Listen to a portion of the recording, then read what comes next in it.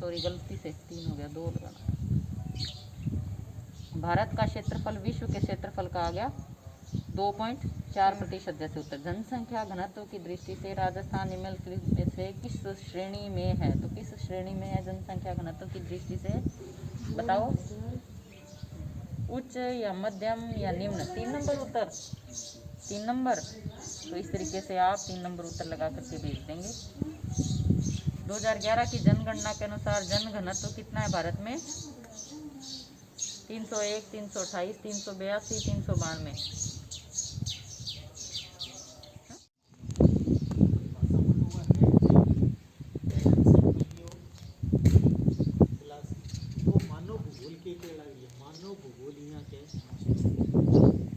मानव भूगोल आ चीज़ के लग रही है भी अब पूरी जितनी पृथ्वी है वो अपनों घर है। पूरी पृथ्वी के मानने लग रही है अपनों पूरा घर मानी जल लग रही है। अब इन घर के अंदर के चीज़ और लग रही है बिंग बारे में देखो 2 चीज़ है। यहाँ एक सिंपल सो आप दरखत बना दें। अरे दरखत को मतलब अठैया है भी आके है प्रकृति और एक बना दें आप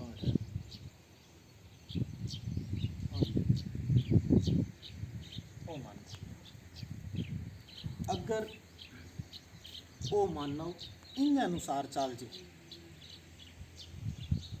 ओ मानव की प्रकृति के अनुसार चाले भी आप प्रकृति भी ने जिया भी केवे बिया ही वो करे। जिया पुराने टाइम में बूढ़िया को सुने हो के था कि भी बिजली कड़के कि देवता नाराज हो रही है बोलो मैं आ गयो कि देवता नाराज है पाप बढ़ गयो धरती पर। तो यानी प्रकृति के सारों की हैं और वो डर लाग गयो प्रकृति। अपन बचपन में डरान लग जाए देवी देवता का नाम पर यहाँ हो जाएगो और वो आ जाएगो तो बाकी का नाम पढ़ रही जे प्रकृति के नाम पर। और इस प्रकृति के अनुसार ही जब आप काम करांगा तो इन बोले मानव का प्रकृतिकरण। ये बात ने समझो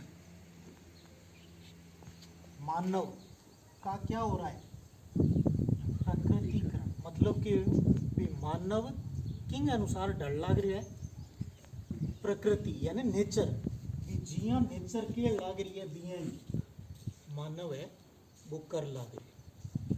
थोड़ा सा गौर करो इंपॉर्टेंट प्रश्न भी है भी मानव का प्राकृतिकरण किसे कहते हैं? तो मानव का प्रकृति के अनुसार ढलना ही कहलाता है मानव का प्रकृतिकरण। आज भी पिपल पूजीजे जांटी पूजीजे क्या खातिर? क्योंकि अपन पुराना बूढ़ियों को बताया है सारो भी हाँ प्रकृति हो राम देवता है नाराज हो जाए रंग में देवता को वास हो है। तो यानी जब प्रकृति के अनुसार काम करते हैं तो उसे कहा जाता है मानव का प्रकृतिकरण। फिर वक्त के साथ क्या हुआ धीरे धीरे मानव को समझ आई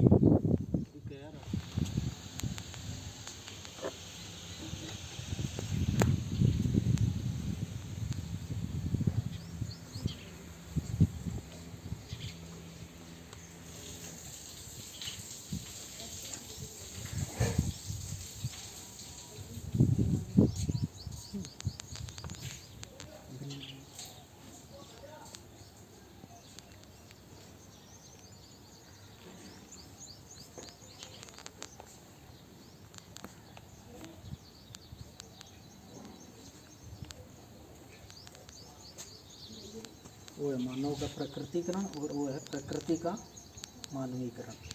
फिर है विचारधारा भी यहाँ अलग में लिख दो चाहिए तो पूरा जगह नोट्स बनाया है ना हमें अगर मैं मोटा प्रश्न भी देखोगे तो सारी चीज़ क्लियर हो जाएगी। फिर पर्यावरणीय निश्चयवाद संभववाद और नव निश्चयवाद। उस खुदाई के दौरान जो भी चीज़ें मिली जो वस्तुएं मिली उनके आधार पर अनुमान लगाया गया कि ये लोग वैसे इस तरह का जीवन जीते होंगे।